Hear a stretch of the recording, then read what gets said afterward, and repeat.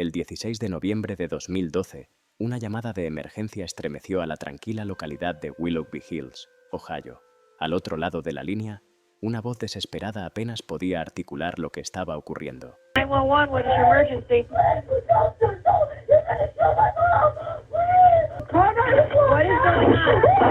What is going on? What is going on? What is going on? Hello? What is going on? Who has a knife? My sister, and I just woke up because I heard yelling. Okay, this is your sister? Yeah, and she's doing my mom with a knife. May you please tell me? She's doing what to your mom with the knife? You need to take a deep breath for me so I can understand you. No, I did!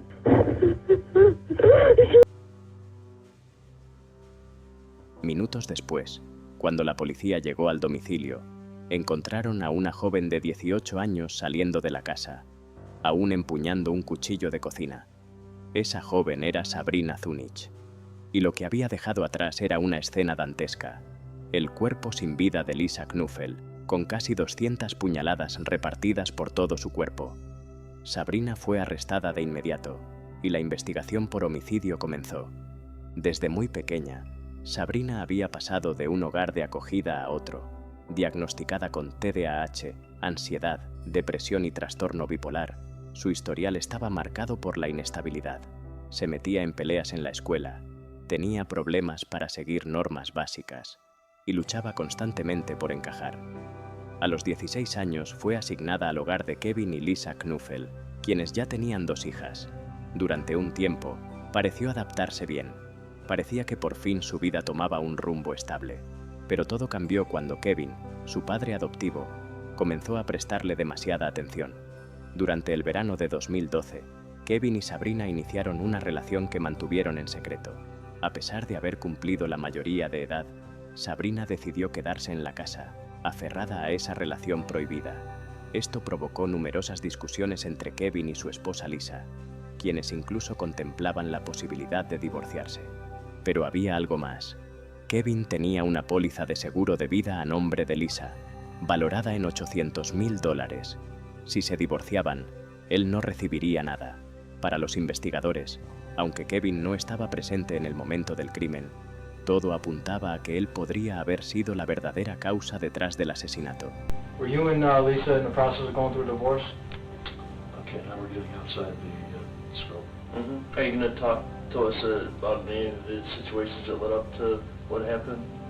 I talked to Detective Parmenter. He said he wanted to get interview him about work, which I thought was probably a pretext. Okay. But everybody knows where she worked. Well, we never got to talk at length about the sequence of events and what happened. That's what we're just trying to talk about. We're just trying to figure out what happened that night. His wife was brutally murdered here, and we're trying to help him. Help us. He can help us in the investigation. He wasn't within 100 miles of the house when that happened. I understand that, but he was with them prior to leaving the house, so he can discuss what the house was like prior to him leaving. And we came down to talk to you about what you asked us to talk about. I asked you specifically on the phone what the subject matter was. Correct. All right.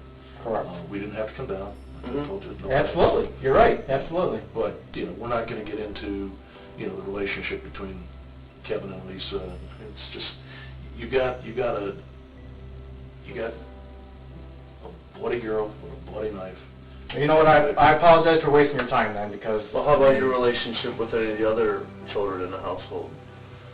I mean, how about your relationship with Sabrina? You didn't discuss anything with Dad? No. Kevin? No. I mean, you can feel free to talk. He's got a lawyer sitting right next to him. I understand. He can still say what he wants to say. Except that we're not going to answer any more questions. Okay, we're done here then. Okay. Thanks for coming. Is there anything we need to know? Appreciate it. Tras recibir atención médica, Sabrina fue llevada a una sala de interrogatorio. Su estado emocional era confuso. Decía no recordar bien lo que había ocurrido. Hablaba de una noche aparentemente normal, haber cenado, hecho su tarea, tomado una pastilla para el dolor de cabeza. Aseguraba que todo estaba bien con Lisa, pero poco a poco comenzaban a surgir lagunas en su relato. What happened? Starting from? Starting from when you got home from school yesterday.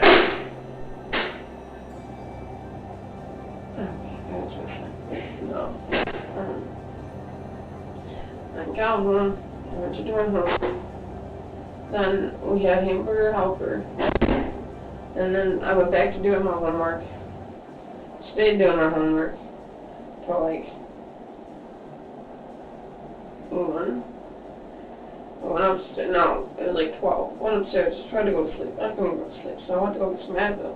Mm-hmm. Ibuprofen. Because my head hurts, because I have really bad headaches. I don't really feel like it. And after that, Where did you take ibuprofen from?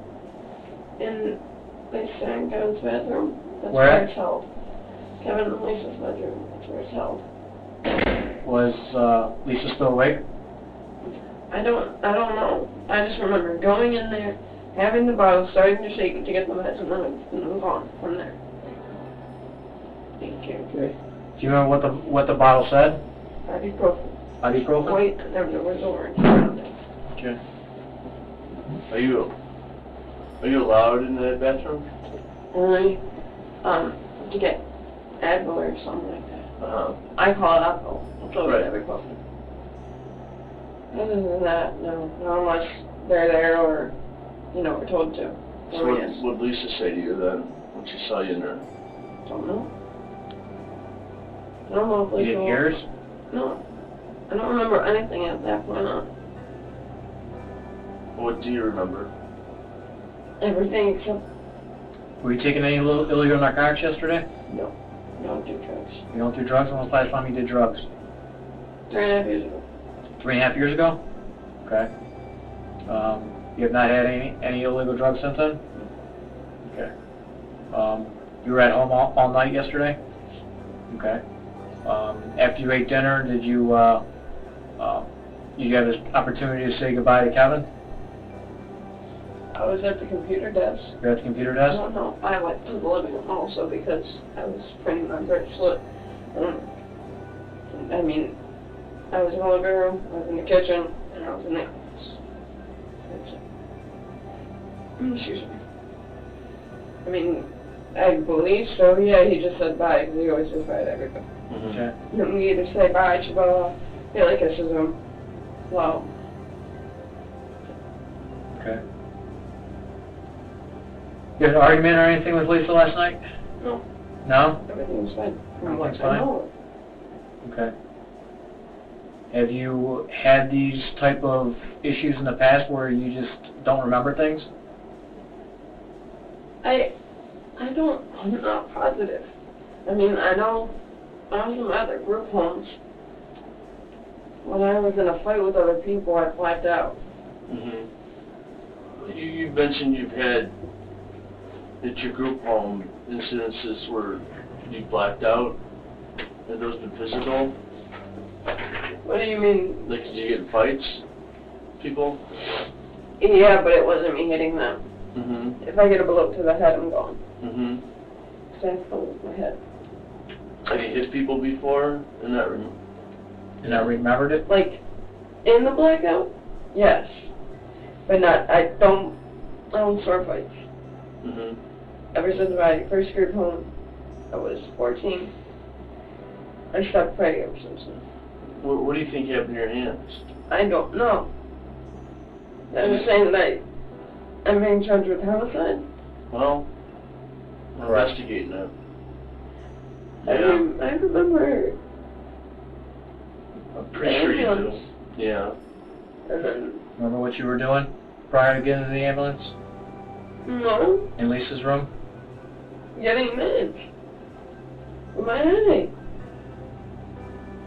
And if I don't get it, Mm-hmm. How do you get along with Kevin?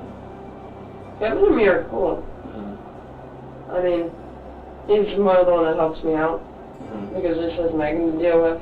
Megan has mental instabilities herself. Okay.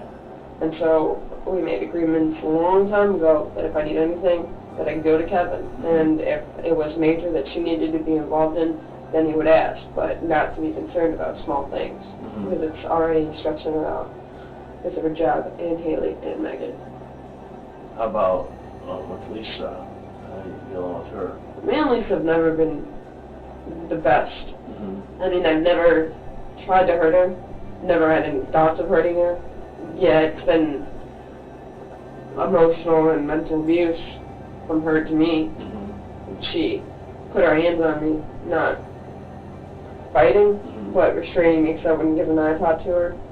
And I don't know. I don't know. She never seemed to like me, and she's been wanting me out of the house. Mm-hmm.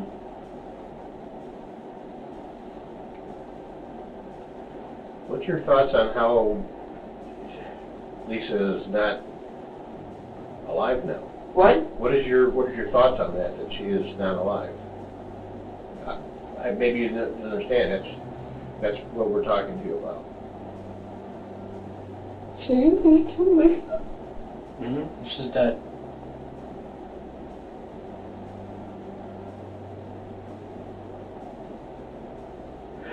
You should have told me I did it.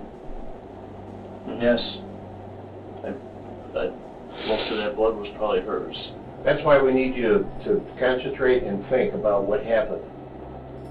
There's always two sides to every story, and we want to know what you had to say about it. And we know you were there. You know, there were officers that got to the house after they were called. So we just need you to focus on what happened. You know you were doing homework, and you know you got yourself to the bedroom to get the medicine. What you need to do now is bring it all together and think real hard about maybe what happened next. And then that'll explain how you got some wounds to your hands. Okay? I've never been a murderer. Mm-hmm. We need to know, that's why we're asking you to think about it. We need to know how to help you, okay? We don't know that until we need to get some facts and find out what's going on. And that'll give us the best course on how to proceed from here and help you, help the family, and go on from there.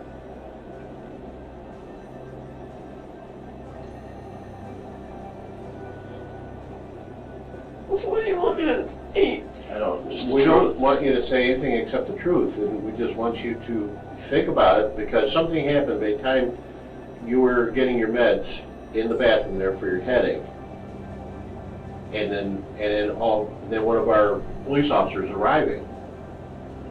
So something happened in between that time, and we're just trying to get to the truth of that and find out what happened. I don't know.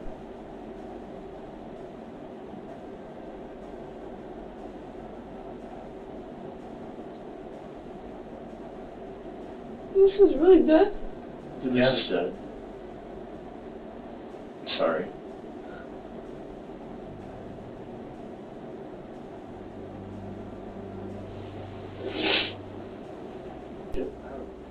And Do you have a blanket already, or none? You don't have a blanket? Oh my gosh. How'd that happen? Do you want to know what I can tell you what's going to happen from here right now? I mean, do you have questions for me? I mean, you right, David? Yeah. I mean, or for right now, we're still doing our investigation, but you're under arrest. You know, Lisa's dead, and it appears that you're responsible for that at this time. So that's what the charge is going to be. But at that point, you're going to spend a weekend in jail, the county jail. We're not going to stay here all weekend. All right? And you'll have a court hearing probably on Monday. En agosto de 2013, Sabrina decidió cambiar su versión y testificar contra Kevin. Reveló lo que hasta entonces había callado, que él la había convencido para matar a Lisa. Dijo que usó su amor para controlarla, que apeló a sus emociones y amenazas para hacerla partícipe de un plan atroz. Un día antes del crimen, Kevin la llevó en coche hacia la escuela. Se detuvo a un lado del camino y comenzó a llorar. Le dijo que no podía seguir viviendo si Lisa continuaba en su vida. Según Sabrina, él había prometido que no serían atrapados. El plan era simple: simular un robo, alterar la escena, desordenar cajones, dejar la puerta abierta y desaparecer el arma. En principio, iba a ser un arma de fuego, pero Lisa había cancelado el plan cuando se enteró de que Kevin planeaba ir al campo de tiro con Sabrina. Por eso, al final, lo hicieron con un cuchillo. Sabrina confesó que él la convenció de que, en el peor de los casos, solo pasaría unos 25 años en prisión y que él estaría ahí para ella después. Le aseguró que la sacaría bajo fianza si algo salía mal, y ella, cegada por el afecto, accedió.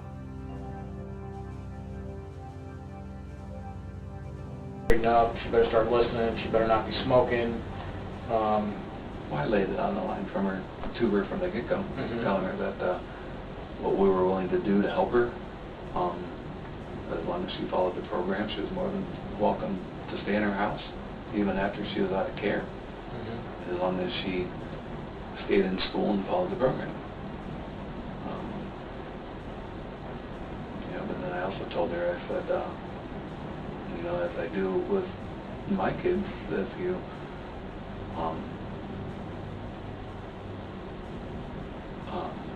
don't follow the rules of the program, then you're out the door.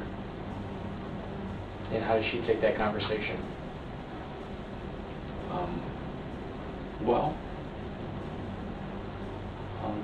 She liked the fact that we were willing to, let her stay with us. Because she was really nervous and worried about being out on her own. What was Lisa part of this discussion, or was it just you and Sabrina? No, it was always all three of us.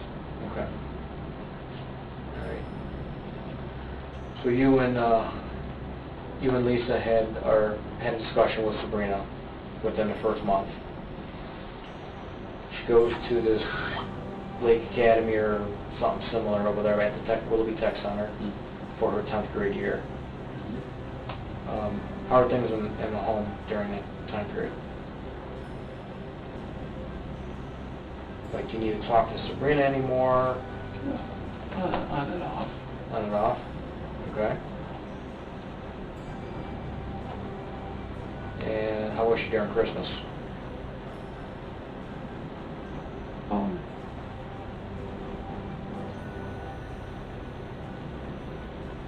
Okay. I'm excited. What was the relationship now with Sabrina and Lisa and you? How's everything gelling? And Megan and Haley. Yeah, the family unit. How's everything gelling?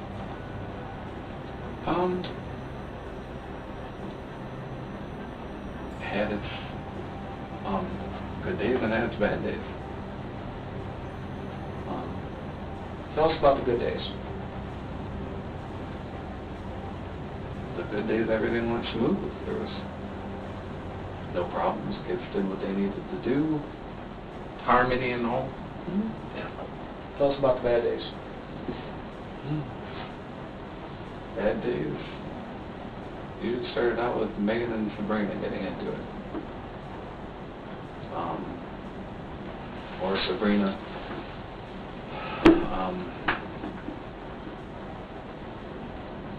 either not getting her way about something and reacting to that, or doing something wrong and having to be gotten after.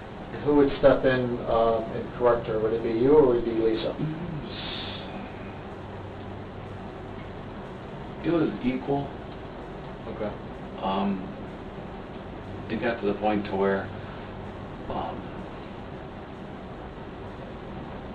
Lisa got really frustrated, and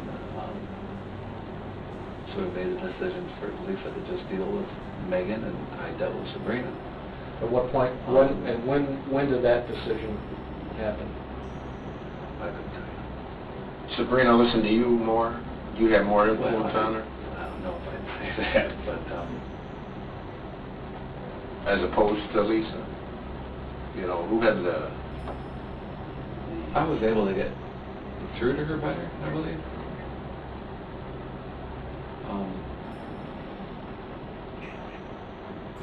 So obviously when you talked, she listened. Whereas Lisa, she talked and all she heard was wah, wah, wah, wah, wah. Probably a good analogy. Yeah. But you know, the relationship between Sabrina and Megan, my kids grew up together. And they love each other now, but that's like typical sisters or Oh, that's how it was. brothers and sisters, you know. They would be like oil and water, and the next thing you know, they're doing the hair and makeup together, and hanging out, and having fun, and it was just mind-boggling. So, wish you could elaborate more on how your relationship with Sabrina developed and evolved. Remember, Kevin, we asked you for the truth when we came here.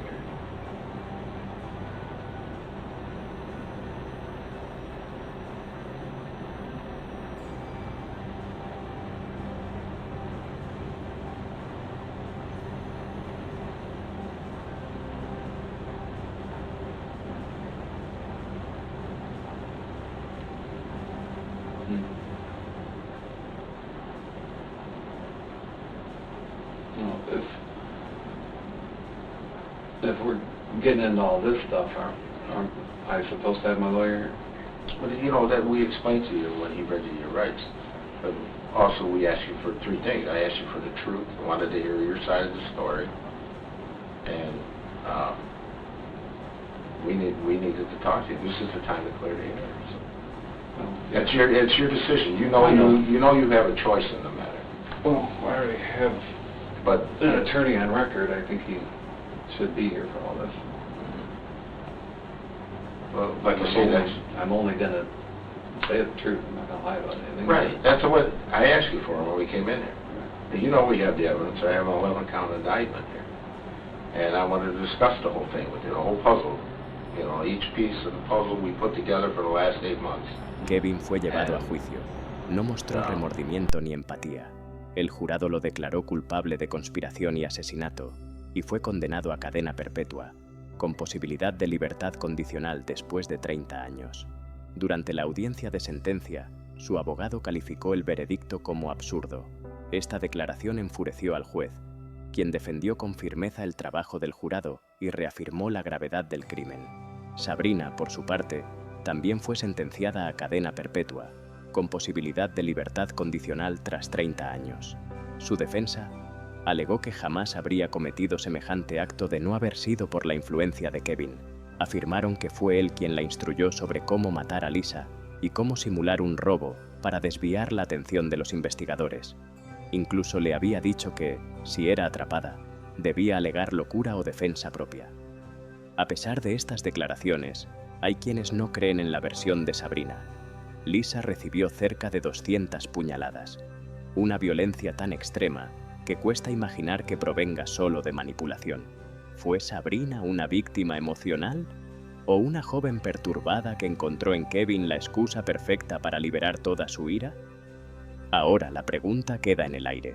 ¿Crees que Sabrina actuó únicamente bajo manipulación? ¿O piensas que en el fondo algo oscuro ya existía en ella? Déjanos tu opinión en los comentarios. Nos interesa conocer qué piensas sobre este impactante caso.